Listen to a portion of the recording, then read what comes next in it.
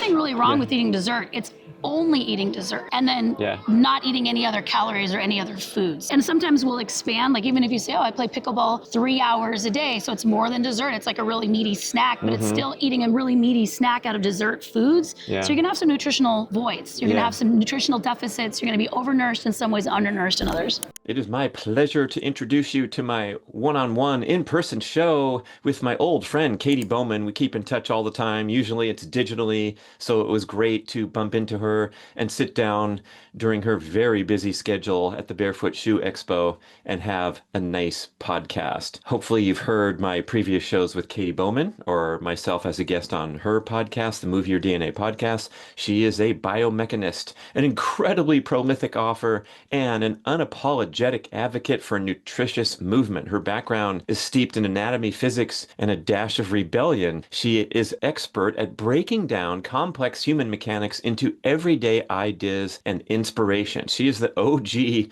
of the barefoot shoe world. She reminded me that she wrote a book called Whole Body Barefoot back in like 2013. So when you go to this trade show, the Barefoot Shoe Expo, with all these natural living barefoot shoe enthusiasts, she's mobbed by her fans and people are walking away from her booth purchasing like 5 different books from her incredible array of books that she's written nonstop for many years. She has a new book, and the title is I Know I Should Exercise, But... And I love getting into some of the topics and the philosophy in this book because right now it appears that we have so much information at our fingertips about the logistics, but we don't think about that behavioral part where we sometimes get stuck. And so you're going to get some great tidbits, even in this short show, about how to take baby steps, how to organize your environment. That's Katy's expertise. That's how I first found her, was this YouTube video many years ago where she took a tour of her house and they basically removed almost all of the furniture and made it a really natural indoor-outdoor style environment. You can check out her operation. It's called Nutritious Movement, and she has classes, she has live events, she has the many books that I mentioned, all kinds of wonderful resources, including this sit-down podcast in Denver, Colorado. Enjoy the one and only Katy Bowman. Katy Bowman, I caught up to you in person. Brad Kearns, how's it going? It's been a while. It's been a while. Never, we don't like to take too much time away from each other. That's right. And you come off of your beautiful Pacific Northwest environment. Into the desert. Into beautiful Denver on the occasion of the Barefoot Shoe Expo. What better place for you to hang around and greet your well-wishers? I saw those people come up to you. It was so touching with the family. The kid had a hard time for many years in the traditional treatment system, and they gave you that handwritten letter. Oh my gosh, changing lives out here. Just a dynamic lifestyle. Yeah. Dynamic living spaces really pay off. So what do you think of the movement here and these specific consumers that are into barefoot shoes? Well, I think I've been in the space since the beginning. So to see the shift of... I mean, the beginning was you. Kind of. Come on, people. There's probably, maybe not the total beginning, but early on, and to see the range of shoes, styles, people filling gap in the minimal shoe market is unbelievable. I never thought the marketplace would be this big. You can find pretty much every single shoe you might have in your closet, the minimal replacement, which I think is mind-blowing in 10 or 12 years. And then also, I just have really noticed that everyone here is really positive. All the people shopping, all the makers of shoes, everyone representing the shoes, everyone is coming from this place of I'm trying to help people live better lives, help people feel better in their bodies. And the people who are coming are I've made these choices to feel better and I'm figuring out how to do that. So it's very rare to be in a completely positive experience. Have you experienced that too? Yeah, it's really cool. It's common ground for everybody here. Literally. Yeah. Kind of pun. Ding, ding, ding, pun alert. So you also, what else is new? You have a new book out. So many new books all the time. You go over to your table there, and there's at least a dozen books in your face. There's a lot of books. Many of them with clever pun titles, I realized. Yes, and also lots of puns inside them. Oh, yeah, it's in my non-stop DNA. Entertainment. PUN is in my DNA. Chuckling and entertainment while you're learning from Katy. Yeah. So why don't you talk about the new one, and we're going to segue into all the things Mark and I have been talking about with Born to Walk. Right. Yeah. So my perfect movement plan is really the breakdown of something I've been talking about for a long time, the idea of movement as nutrition. In one way, it's sort of an analogy, but in another way, it's quite literal. So helping people figure out what are the movement macros and what are the movement micros. And since we're at the Barefoot Expo, I have this movement food pyramid. You know, we can argue what's I on was the. scolded looking at the pyramid yesterday. That's right. Did Can I we scold open you? up to that page? If you scold yourself, it wasn't coming from me. It was a, what was it It was called? internal. It was an awakening. It's going to be Yeah. farther back here. So it Yeah. is a movement, a human movement food There it pyramid. is. And there's the empty one. And you can argue about what's on a food pyramid, but the fact is it's a pyramid just shows you the weighted amounts that you need of something. And on the bottom is active rest positioning, which I'm trying to do in this chair up at this height. This is sitting on the ground. And the next one's walking. So that's huge chunk of the pyramid. right. That's like the base of Yeah. it. So, and then you've got carrying, making movements, big body work, climbing and clambering. And then at the top, the dessert, the peak is those running, sprinting in Hadza populations. Yeah. It would be like archery and dancing. They're like really explosive, energetic movements, but they're really just a touch when you consider the entire spectrum of movement that hunter-gatherers, even the hunters, if you're trying to like focus on that, it's really on this much slower, boring foundation. And so, you know, for you, you're working on yourself and figuring out where. It didn't say high jumping in this version, but on her reprint. This would be high jumping. High jumping, We need to sprinting, write high jumping here, high jumping, extreme sprinting. athletic activities. And I think the most important takeaway here is without that foundation on the pyramid, you're going to be in the weekend warrior category, like all the pickleball injuries where That can be, these stats come from the emergency rooms. It's like, 126,000 people in 1 month went into the ER from pickleball. It's like, hey, it's great, it's a fad, but people are coming off their chairs into the top of the pyramid rather than. It's just like if you only ate dessert and you really ate nothing else. So it's not just like eating. There's nothing really wrong with eating dessert. It's only eating dessert. Yeah. And then not eating any other calories or any other foods. Yeah, so and sometimes we'll expand, like even if you say, oh, I play pickleball 3 hours a day, so it's more than dessert. It's like a really meaty snack, but it's still eating a really meaty snack out of dessert foods. Yeah. So you're gonna have some nutritional voids. You're gonna have some nutritional deficits. You're gonna be overnourished in some ways, undernourished in others. What's an example of overnourished? Well, overnourished would be like, that's from the book Move Your DNA. It's the idea of something being good does not mean endless quantities of it is too good. So it uses too much of a nutrient, too much of a particular nutrient. Did you see me going like this in the background? I just thought you were. So my huge ass muscles where I have no flexibility or anything to the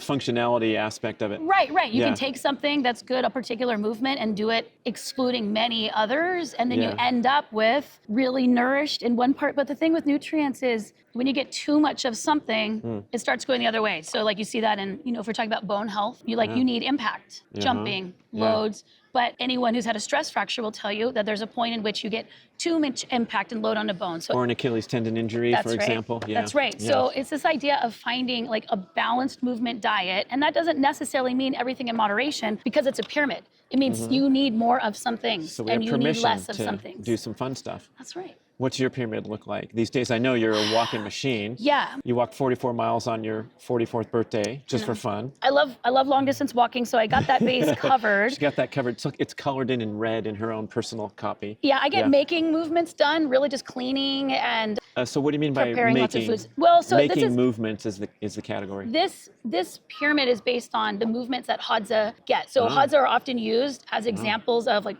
good cardiovascular health, and they have really good markers in many ways. And it's been purely attributed, I think, to their cardiovascular work, because we took our understanding of cardiovascular work, saw that they were doing cardiovascular work, and then tended to focus on that without looking at, that's really like 18 to 20 minutes in a day of a Hadza who have these markers, and much more often it's more rest, seated on the floor, walking, carrying stuff while you're walking, and then making movements would be weaving. So you would see like woodworking, playing a musical instrument now would be that, cooking, lots of chopping. It's sort of food processing that's quite active, much more than ordering DoorDash. or pressing any buttons to get your foods to or that add up. Like all of our movements have kind of gone into like, I can get a house like this, I can get a girlfriend like this, I can get everything with just this sort of swipe. And then big body work would be tasks where you have to really exert some effort, but you're not really moving. So chores, stacking wood, raking brush, shoveling snow in the Hadza, cutting down trees, building, lifting things regularly overhead, but you're not necessarily doing it fast and rhythmically, and you're not doing it, you're not translating space. Big body work is like lifting weights, is like some of our modern version of big body work. Climbing and clambering would be using your limbs, your arms, in the same way that you use like legs. So either brachiation, crawling, getting out of the house, getting down there, arm work where you're suspended, climbing up and down ladders. That's where you're coordinating your arms and legs and you're allowing them to have some pull or some push. And then of course we know the peak, just anything that's particularly exertive. It usually shows up in sprinting, running, dancing, that type of stuff. And so what we see today, like in the fitness industry, is a hugely distorted pyramid. We focused on the dessert. Overloaded on. Yeah. But we focused on dessert kind of in all the ways. I think that it's our tendency to really try to extract the best from something and then take the best and put it in many places as we can see, but a lot of life is boring. It's chores, it's that kind of stuff, and because we focus so much on trying to do the peak movements, we've devalued all of the other ones and we outsource quite a bit of it, or we mentally, the newest book is I Know I Should Exercise, But, which is for people who have a hard... That's the title. I know I should exercise, but... ... Yeah. And then it's 44 reasons that we psychologically break them down to say, your definition around what counts is a big part of why you're having a hard time uptaking new types of movement or movement at all. Because you have real strong definitions. There's a lot of rigidity in your constructs. So to loosen them up a little bit. Fixed and rigid beliefs that are driven by marketing hype. Loosen up your mind. Yeah, like it's not a sufficient workout unless you drive across town, check in at the gym, and kill yourself for an hour. Yeah. As opposed to walking down to the mailbox. Yeah, minutes count. Yeah. I mean, if we've seen anything in the last 7 or 8 years, it's like get as many minutes as you can. Do the movement snack. Yeah. Get up and down a few times. Look how easy it is. Look how small it is. But it's just too difficult to penetrate the older construct, which is really rigid. Well, still, it's older, but it's in everybody's front and center now. They refuse to believe that it matters to take a 2-minute break from work. I think for people new to movement, they have an easier time going, this is great, I didn't think I could do anything, and then they slowly find themselves ramping up towards movement. I think the stiffer mindsets are in the people who excelled at peak exercise and then have crashed and are like, what the heck, I did the thing. And it's like, because it's like the tip of the iceberg. Yeah. You only saw the tip of the iceberg. You didn't see what was underneath, and now you're the Titanic with your ankle. Yeah. And that was me when I was a triathlete. I would drive to my mailbox every day, 0.6 mile away. I remember you telling me that. Yeah. And it's like, of course I'm going to drive. I'm too tired. I rode 84 miles. And that's a legit thing. Like we can, athletes especially, can expend all of their energy pursuing, I would say, their art. So I'm not gonna you get to choose what's meaningful to you in your life, and if that's meaningful to you, and who's to say that didn't help you psychologically and actually get you to the point where you can recognize that maybe you want to do other things. Don't bash yourself up for it. That's part of the psychology thing. It's like maybe there's not a lot of malevolence here. Especially in the realm of fitness and feeling discouraged and saying I know I should exercise, but why would you say that? Well, because I've been meant to feel inferior by social media people who have a six-pack and spend more time in the gym than I. Yeah. So once you break, I love that book. It's my favorite of all. Really? You have a favorite of your own books? No, I can't have a favorite book like I can't have a favorite kid, but out of all the books your kid is favorite in certain ways. Well, you always have other kid is you've got a best kid for best thing, just like I got a best shoulder for whatever I want to do. It is, to me, not my favorite, but it's the only book that I've already read 4 times since I've written it, and I have not really sat down and reread any book. It's very... Katie enjoyed reading her own book. I know. That's huge. Well, I co-wrote it. With all those choices. With all those choices. Oh, yeah. Which one of my books am I going to read today?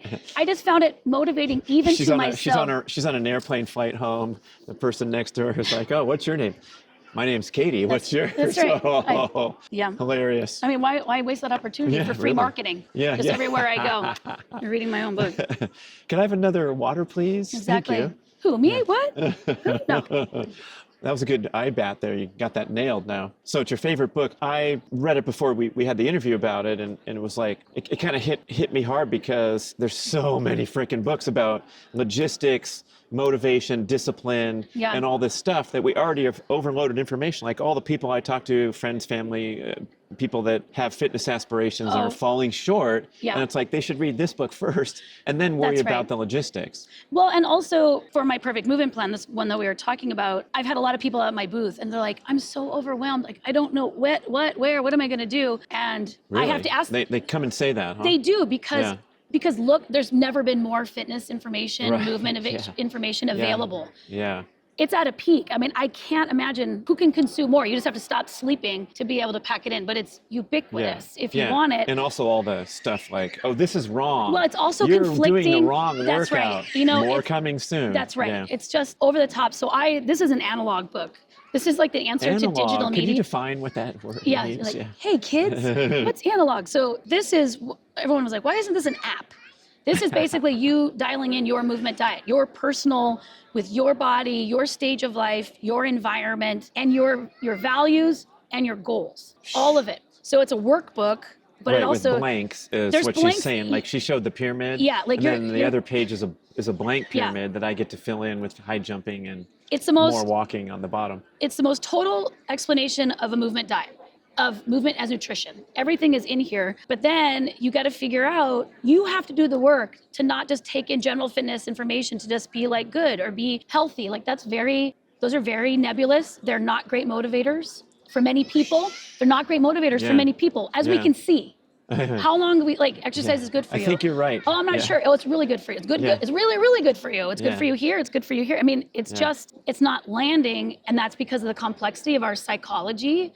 So you have to answer some questions and then figure out what it is that you value, deal with your identity. You know, when you have strong identities around competitiveness or being an athlete, recognizing if there's a more nourishing way of expressing that identity or if there's just a hole in your training. You know, like, or you need to change your shoes. Like, there's a lot of complexity here. So. Oh, yeah. I mean, look, an injury is a sign that you're an idiot and you did things wrong. No, it's not. Well, that is not. It's a sign there's a flaw in your approach. And so now... Or it could be circumstance. There's a lot of people who get injured in accidents, and it's not a chronic overuse injury sort of thing. Sure. Just means that you don't have a balanced movement diet. Coming from your instruction, I'm realizing like one of my tendencies is like to call yourself an idiot. High competitive intensity, where I'm doing something that maybe is not in my long-term best interest because I'm so competitive.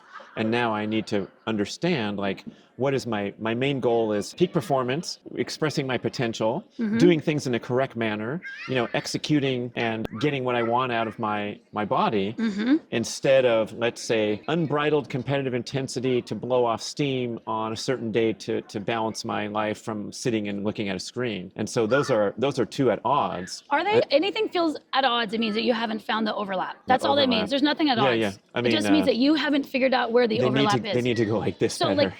Or a Venn diagram, right? You've got, what is it? We'll say competitiveness for one. Yeah. And then the other one would be, how would you, strategy and like patience, patience and competitiveness butt heads in my example. Okay. This is a good show. I mean, I know you got to go pretty soon, but this is important. So here's your overlap. So you're getting processed again on camera. I love this. I love that you came up with the word patience. So what is the overlap between competitiveness and patience? One could be giving yourself more time to heal an injury. Right? So that would be being patient with yourself because you know you're going to be competitive on the other side. Yeah. Also making sure that you're not competing with a earlier version of yourself. Who are you competing against? Yeah. Who am I trying to impress? By Dr. Bowman. No, not a doctor. But I've learned a lot by working on this project and realizing that competitive against whom? Competitive for what? And it could just be that your streak and you've always competed against yourself, right? I think there's a lot of athletes that are for sure. mislabeled as wanting to just win out of everyone. But I find that usually you're trying to... I'm 99.5% against myself and then 1.5% bragging to the world that I'm number one in the high jump, which is fun. Yeah. But I really don't care in the sense that it means so much to me because of it's my personal goal. Like right now when I clear the bar in an empty high school stadium and I scream for delight, it's the same feeling as when I won the national title on ESPN with all this importance in cameras and media. It's the exact same, and it's just as meaningful and significant, even though no one gave me a big, giant check, and I didn't get to get it on the magazine. You're good at like rewarding yourself, just sort of like I did that, that's great. I think that's the best athletic mindset, because when you have all this extrinsic motivators, like I want people to clap for me and celebrate my achievements, then you're a roller coaster person. It's just like your book. You write books to please yourself first. Absolutely. And then hopefully people will buy it because we need people to buy our books, but it's like if you're doing that out of the gate, right, I'm sorry, Missy, you're not going to publish 12 books. No, You're just and not. I don't need anyone Yeah. to think that I'm a certain way. Like that's not.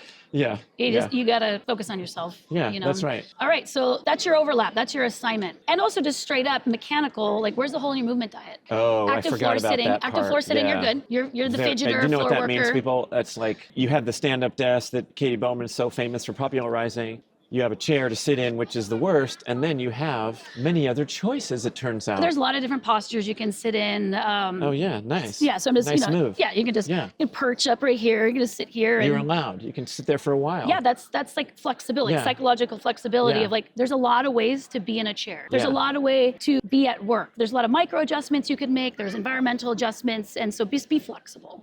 Yeah. So you're good at active sitting. You're good at walking. Like, what would you say your walking miles are per day? You're born to walk. I'm not demonstrably going out there and doing long walks like you. Not long walks, 3 to 5 miles. No, that's long. One to for most 2. As for sprinters, you're like, what are you talking about? That's weird actually, because in becoming a sprinter and learning the proper protocol for a sprinter athlete is a lot of rest, and to rest the tendons and the connective tissue. And so I'm accustomed my whole life to being an endurance athlete and going out there, and I got scolded by my sprinting mentor, Cynthia Monteleone, world champion coach to Olympic athletes, and I sent her my training log and it said, Thursday, easy day, bicycle 1 hour to farmer's market to get my food and come back. She goes, what's that? That's not an easy day. That's a workout. You rode your bike for 1 hour? That's a long way for a sprinter. Yeah. And I'm like, oh crap. The caveat or the full explanation here is like, if you do something at a slow enough pace, then it's on your pyramid. Yeah. And it's just being a human, like a Hodza person. Yeah. But to get out of that in-between zone where you think, and there's a lot of endurance athletes that can take heed here, is like thinking you need to go and push your body a tiny bit every single day in the name of fitness or longevity is a huge disastrous flaw. So we want to either be on those bottom pyramids, that's why you drew a pyramid, a lot of time walking and doing easy stuff and putting ground time when you're on your computer, and then minimal time up at the top. Yeah. And get rid of that middle zone where people are, this is pretty much the fitness industry, is the middle zone where you go and do your hour-long workout. It gets pretty hard in the last 15 minutes, and you finish and you need a Jamba Juice. That's questionable approach to longevity first, and even fitness and injury prevention and all those things where we get in trouble. And also seeing movement as something meaningful and enjoyable. Right. Like everything like that you've set it up, counts. it's all been set up to sort of be atonement. You know what I mean? Like your exercise, all this is set up for atonement of like how much you sat, how long you slept, how lazy you were, how much you ate. It's like you couldn't cast movement in a more negative light. Yeah. Why are we casting movement? A biological imperative. Yeah. Something that facilitates every pleasurable experience in your life as this thing that we're trying to survive. We can't, it's just terrible. And the fact that we have to like break it down into these little tiny rigid boxes, like it really is telling of why we're struggling with it. It's not coming natural to us for some reason. Yeah. I think as we've lost humanity, culture, the society has really lost a lot of the movement. We're trying to build it back, and it feels like, what's that video game with all the little squares? Minecraft, right? It's all just seems like pixelated and disconnected, and the picture isn't pretty or lovely. It's just blocky. Yeah. It's lost like its resolution. It's just, it's rigid, right? There's a difference between a Renoir painting and Minecraft. It's very just square. It's like trying to show you a picture, but it's like, here's a blob and here's a blob, and we kind of have these few colors. And then between real life and the Renoir paintings, even more of a sensory experience, because it doesn't just look a certain way in 2D. It's 3D. Yeah. It smells. No offense. Right. It feels, and it loves. And so I would love people to feel that way about movement. Yeah. And it's like everything's okay. It doesn't have to be this rigid. It's all okay. Even right now. Yeah. You're okay right now. You have an injury and you're trying to figure it out, but you're okay. Thank you. Yeah, you're okay. You're more than okay. You're great. Yeah. You're wonderful. Yeah. Your heart is so big. You are really wanting the best for people, and that's great. Same to you. Thanks for catching up with us. Yeah, thanks for having me. How do we connect and find books like this? All the places. Look for Nutritious Movement. Nutritious Movement. And my closing thought that came into my head is like, when you're connecting it to food with all your analogies, that is the best way to see it. So it's not in this optional category, or like gee, because of COVID, I got out of shape because my gym was closed. Yeah. What? Excuse me? You know, like, Yeah. did you stop eating also? You know, so if we think of it as like sleep, food, movement, That's right. in this book, and then over here on the top of the pyramid is like high jumping, 400-meter track meet. Name the next thing that's in this distinct category. Now we're going to go with the flow better. Yeah. My Perfect Movement Plan by Katy Bowman herself. Thank you. And many other books. Too many. Thanks for watching, listening, people. Bye.